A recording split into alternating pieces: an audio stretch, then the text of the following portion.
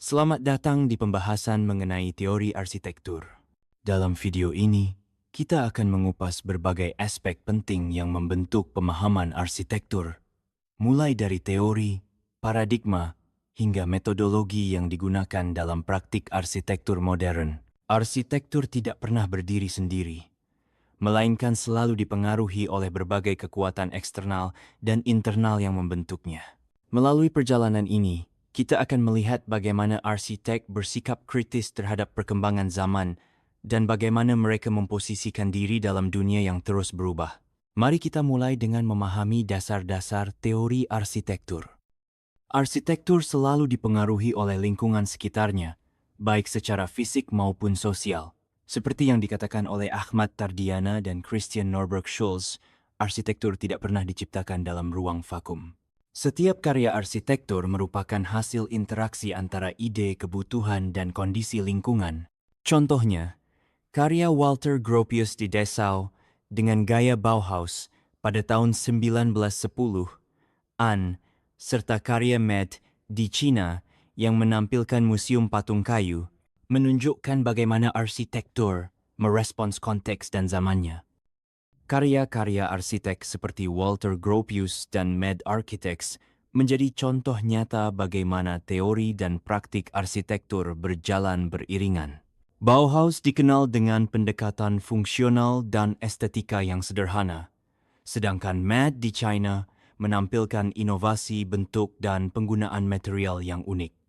Kedua karya ini memperlihatkan bagaimana arsitektur dapat menjadi refleksi dari perkembangan budaya, teknologi, dan kebutuhan masyarakat pada masanya. Museum Patung Kayu Karya, MAD di China, merupakan contoh arsitektur kontemporer yang menggabungkan unsur tradisional dan modern. Dengan bentuk organik dan penggunaan material kayu, museum ini tidak hanya menjadi tempat penyimpanan karya seni, tetapi juga menjadi ikon arsitektur yang menyatu dengan lingkungannya. Inovasi seperti ini menunjukkan bagaimana arsitektur dapat terus berkembang dan beradaptasi dengan kebutuhan zaman. Dalam arsitektur, terdapat dua alam utama yang saling melengkapi, yaitu alam pikir, teoria, dan alam aksi praksis. Alam pikir berkaitan dengan proses kontemplasi dan refleksi, sedangkan alam aksi berhubungan dengan penerapan ide-ide tersebut dalam bentuk nyata. Metodologi menjadi jembatan yang menghubungkan keduanya, memungkinkan arsitek untuk mengubah teori menjadi praktik yang terukur dan terstruktur.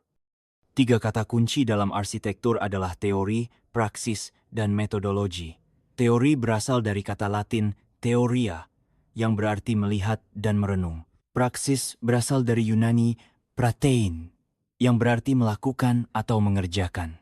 Sedangkan metodologi berasal dari kata Yunani metodos dan logos, yaitu cara-cara sistematis untuk menemukan kebenaran. Ketiga pilar ini menjadi landasan intelektual yang harus dilalui oleh setiap arsitek dalam proses kreatif dan ilmiahnya. Teori dalam arsitektur adalah pandangan atau pemikiran yang mendalam tentang suatu hal. Praksis adalah penerapan atau tindakan nyata dari teori yang telah dirumuskan. Sedangkan metodologi adalah kumpulan cara atau langkah-langkah yang digunakan untuk mencapai tujuan tertentu secara sistematis. Ketiga, konsep ini saling terkait dan membentuk dasar bagi setiap proses perancangan arsitektur. Arsitektur merupakan disiplin ilmu pengetahuan yang berperan dalam menjawab berbagai permasalahan kehidupan manusia. Dalam praktiknya, arsitektur memanfaatkan perangkat seperti teori, paradigma, metodologi, dan pengembangan. Disiplin ini bersifat interdisipliner, artinya arsitektur banyak mengambil manfaat dari ilmu pengetahuan lain untuk memperkaya dan memperluas cakupan keilmuannya. Perkembangan arsitektur sangat erat kaitannya dengan perkembangan ilmu pengetahuan lain. Selain mengikuti perkembangan kehidupan manusia, arsitektur juga memadukan berbagai disiplin ilmu seperti sosial, antropologi, dan teknologi. Hal ini membuat arsitektur menjadi ilmu yang dinamis dan selalu relevan dengan kebutuhan zaman. Dalam peta disiplin ilmu, arsitektur digolongkan sebagai ilmu pengetahuan normatif. Artinya, Arsitektur berfokus pada dunia sebagaimana mestinya, bukan hanya pada kebenaran objektif. Ilmu normatif memberikan petunjuk, standar, dan prinsip yang menjadi pedoman dalam merancang dan merencanakan karya arsitektur. Selain itu, arsitektur juga termasuk dalam human science karena secara langsung berhubungan dengan manusia. Ilmu arsitektur terdiri dari beberapa komponen utama, yaitu teori, paradigma, metodologi, dan pengembangan. Teori berfungsi sebagai penjelasan dan pembakuan prinsip. Paradigma adalah cara pandang yang menjadi landasan pemahaman. Metodologi merupakan tata cara penelitian dan perencanaan, sedangkan pengembangan mencakup penemuan baru dan perubahan teori terdahulu. Pengembangan dalam arsitektur tidak hanya terbatas pada aspek teknis, tetapi juga mencakup etika, tata nilai, dan pengaruh interdisipliner. Penemuan-penemuan baru dan perubahan teori terdahulu menjadi bagian penting dari proses pengembangan ini. Dengan demikian, arsitektur selalu terbuka terhadap inovasi dan penyesuaian terhadap kebutuhan masyarakat. Di Indonesia, terdapat banyak karya arsitektur yang menunjukkan penerapan teori dan metodologi secara nyata. Contohnya adalah Rumah Baja Pondok Gede, karya A. Juhara, dan Rumah Bintaro, karya Sarjono Sani. Kedua rumah ini memperlihatkan bagaimana arsitek Indonesia mampu menggabungkan konsep, fungsi, dan estetika dalam satu kesatuan desain yang harmonis. Rumah Bintaro karya Sarjono Sani menjadi contoh bagaimana teori arsitektur dapat diterapkan dalam konteks lokal. Dengan memanfaatkan material dan teknologi yang sesuai, rumah ini tidak hanya fungsional, tetapi juga estetis. Studi kasus seperti ini penting untuk memahami bagaimana teori dan praktik saling melengkapi dalam dunia arsitektur. Menurut Iwan Sudrajat, teori dalam penelitian arsitektur berperan untuk menjelaskan keterkaitan antara fenomena dan data empiris. Teori menjadi alat untuk menganalisis dan memahami fenomena secara sistematis.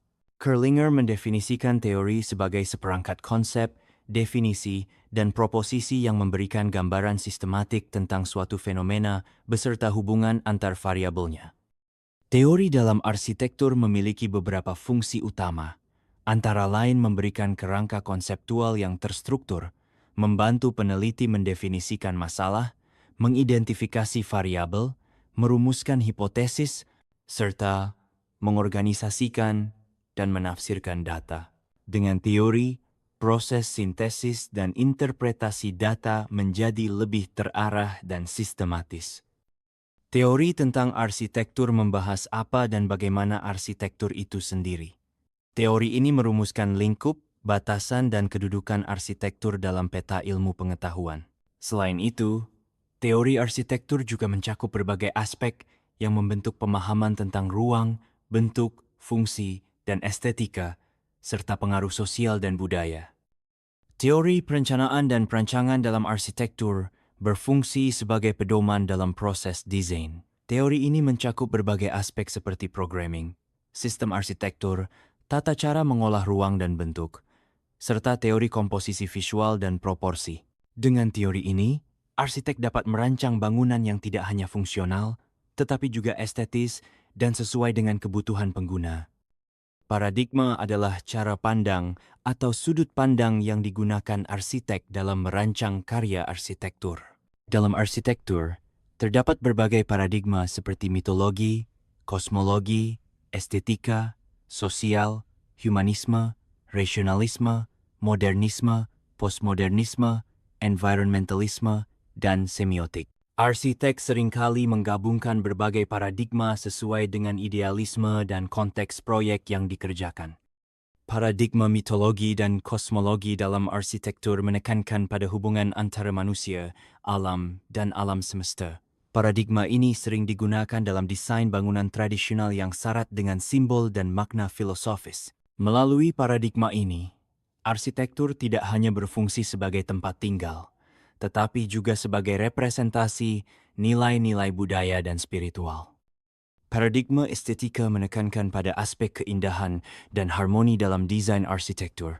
Arsitek yang mengadopsi paradigma ini berusaha menciptakan karya yang tidak hanya fungsional, tetapi juga memanjakan mata dan memberikan pengalaman visual yang menyenangkan. Estetika menjadi salah satu faktor penting dalam menentukan nilai sebuah karya arsitektur. Paradigma sosial dan humanisme dalam arsitektur menempatkan manusia sebagai pusat perhatian. Desain arsitektur harus mampu memenuhi kebutuhan fisik, psikologis, dan sosial penggunanya. Paradigma ini sering digunakan dalam perancangan fasilitas umum, permukiman, dan ruang-ruang publik yang ramah terhadap semua kalangan. Paradigma rasionalis menekankan pada logika, fungsi, dan efisiensi dalam desain arsitektur. Arsitek yang menganut paradigma ini cenderung menggunakan pendekatan ilmiah dan analitis dalam setiap tahap perancangan. Hasilnya adalah bangunan yang efisien, fungsional, dan mudah dipelihara. Paradigma modernisme dalam arsitektur muncul pada awal abad ke-20 dan menekankan pada kesederhanaan, fungsionalitas, dan penggunaan material baru. Modernisme menolak ornamen yang berlebihan dan lebih memilih bentuk-bentuk geometris yang bersih. Gaya ini banyak diadopsi oleh arsitek-arsitek besar seperti Le Corbusier dan Walter Gropius. Paradigma postmodernisme muncul sebagai reaksi terhadap modernisme. Gaya ini lebih bebas, menggabungkan unsur-unsur klasik dan modern, serta sering menggunakan simbol dan ornamen yang kaya makna. Postmodernisme memberikan kebebasan bagi arsitek untuk bereksperimen dengan bentuk dan konsep desain. Paradigma environmentalisme menekankan pada pentingnya menjaga keseimbangan antara manusia dan lingkungan. Arsitektur yang berwawasan lingkungan berusaha meminimalkan dampak negatif terhadap alam, menggunakan material ramah lingkungan, dan menciptakan ruang yang sehat bagi penghuninya. Paradigma semiotik dalam arsitektur memandang bangunan sebagai sistem tanda yang memiliki makna tertentu. Setiap elemen arsitektur dapat diinterpretasikan sebagai simbol yang merepresentasikan nilai, budaya, atau identitas tertentu. Paradigma ini sering digunakan dalam desain bangunan ikonik yang syarat makna. Dalam praktiknya, arsitek seringkali menggabungkan berbagai paradigma untuk menghasilkan karya yang unik dan sesuai dengan idealisme pribadi maupun kebutuhan proyek. Pendekatan campuran ini memungkinkan terciptanya desain yang inovatif dan relevan dengan konteks sosial, budaya, dan lingkungan. Perkembangan teori arsitektur tidak terlepas dari dinamika sosial, budaya, dan teknologi. Pada tahun 1950 hingga 1960, terjadi transisi dari arsitektur modern menuju postmodern. Masa ini ditandai dengan banyaknya kritik terhadap modernisme, khususnya di Eropa dan Amerika, serta munculnya arsitek-arsitek dari Asia yang membawa identitas lokal ke dalam arsitektur modern. Pada masa transisi menuju postmodernisme, banyak kritik yang diarahkan kepada arsitektur modern. Kritik ini terutama muncul di Eropa dan Amerika, di mana modernisme dianggap terlalu kaku dan kurang memperhatikan aspek budaya serta identitas lokal. Hal ini mendorong munculnya pendekatan baru yang lebih inklusif dan beragam. CIM, Congrès Internationaux d'Architecture Moderne. Pada akhir 1950 mulai dihadiri oleh arsitek dari Asia seperti Jepang, India, dan Sri Lanka. Mereka membawa perspektif baru yang menggabungkan arsitektur modern dengan identitas lokal dan regional. Kehadiran mereka memperkaya dinamika arsitektur dunia dan membuka jalan bagi pendekatan yang lebih beragam. Beberapa arsitek modern mulai melakukan perubahan dalam metode dan konsep desain mereka. Mereka tidak hanya mengikuti arus utama, tetapi juga berani bereksperimen dengan pendekatan baru yang lebih responsif terhadap kebutuhan lokal dan perkembangan zaman. Inovasi ini menjadi salah satu pendorong utama lahirnya arsitektur postmodern. Tokoh-tokoh seperti Robert Venturi, Aldo Rossi, Peter Eisenman, dan Michael Graves menjadi pelopor dalam perkembangan arsitektur postmodern. Mereka membawa pandangan baru yang lebih pluralis, menggabungkan berbagai gaya dan simbol dalam karya-karya mereka. Kontribusi mereka sangat berpengaruh dalam membentuk arah baru arsitektur dunia. Perkembangan filsafat juga memberikan pengaruh besar terhadap cara pandang arsitektur dan teori-teorinya. Filsafat membantu arsitek untuk memahami makna di balik bentuk dan fungsi, serta mendorong mereka untuk terus mencari inovasi dalam desain. Dengan demikian, arsitektur tidak hanya menjadi soal teknis, tetapi juga soal pemikiran mendalam. Dalam mempelajari teori arsitektur, terdapat beberapa referensi penting yang dapat dijadikan acuan. Di antaranya adalah karya Y, B, Mangunwijaya, Cornelis van de Ven, Jonathan A. Hale, Francis D. K. Ching, dan Agustinus Sutanto. Buku-buku mereka membahas berbagai aspek arsitektur mulai dari bentuk, ruang, hingga metode desain. Buku Wastu Citra karya Y, B, Mangunwijaya menjadi salah satu referensi utama dalam memahami teori arsitektur di Indonesia. Buku ini membahas tentang bentuk, ruang, dan tatanan arsitektur, serta memberikan wawasan tentang filosofi dan nilai-nilai budaya yang terkandung dalam setiap karya arsitektur. Buku Space in Architecture, karya Cornelis van de Ven, membahas tentang pentingnya ruang dalam arsitektur. Buku ini memberikan pemahaman mendalam tentang bagaimana ruang dibentuk, diatur, dan dimaknai dalam konteks arsitektur modern maupun tradisional. Jonathan A. Hale dalam bukunya Building Ideas, An Introduction to Architectural Theory memperkenalkan berbagai konsep dasar teori arsitektur. Buku ini sangat cocok bagi mahasiswa dan praktisi yang ingin memahami landasan berpikir dalam merancang bangunan. Francis D. K. Ching, melalui bukunya Arsitektur Bentuk Ruang dan Tatanannya, membahas secara detail tentang elemen-elemen dasar arsitektur. Buku ini menjadi referensi penting dalam memahami bagaimana bentuk dan ruang saling berinteraksi untuk menciptakan pengalaman ruang yang optimal. Agustinus Sutanto, dalam e-book Peta Metode Desain, memberikan panduan tentang berbagai metode yang dapat digunakan dalam proses perancangan arsitektur. Buku ini sangat membantu dalam memahami langkah-langkah sistematis yang diperlukan untuk menghasilkan desain yang efektif dan inovatif. Dari pembahasan ini, dapat disimpulkan bahwa teori arsitektur merupakan fondasi penting dalam proses perancangan dan pengembangan arsitektur. Dengan memahami teori, paradigma, dan metodologi, arsitek dapat menciptakan karya yang tidak hanya fungsional, tetapi juga bermakna dan relevan dengan perkembangan zaman. Arsitek masa kini dituntut untuk mampu berpikir kritis, kreatif, dan adaptif terhadap perubahan. Mereka harus mampu memadukan teori, paradigma, dan metodologi dalam setiap karya yang dihasilkan. Dengan demikian, arsitek dapat memberikan kontribusi nyata bagi masyarakat dan lingkungan. Tantangan utama dalam arsitektur modern adalah bagaimana menciptakan desain yang mampu menjawab kebutuhan manusia, menjaga keseimbangan dengan lingkungan, dan tetap relevan dengan perkembangan teknologi. Arsitek harus terus belajar dan berinovasi agar dapat menghadapi tantangan ini dengan solusi yang tepat. Masa depan teori arsitektur akan terus berkembang seiring dengan perubahan zaman.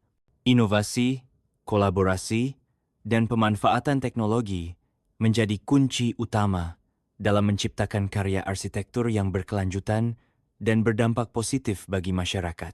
Arsitek masa depan harus siap menghadapi perubahan dan terus memperkaya pengetahuan mereka. Terima kasih telah mengikuti pembahasan mengenai teori arsitektur. Semoga video ini dapat memberikan wawasan baru dan memperkaya pemahaman Anda tentang dunia arsitektur. Jangan lupa untuk terus belajar dan mengeksplorasi berbagai teori serta praktik arsitektur agar dapat menjadi arsitek yang handal dan inovatif di masa depan.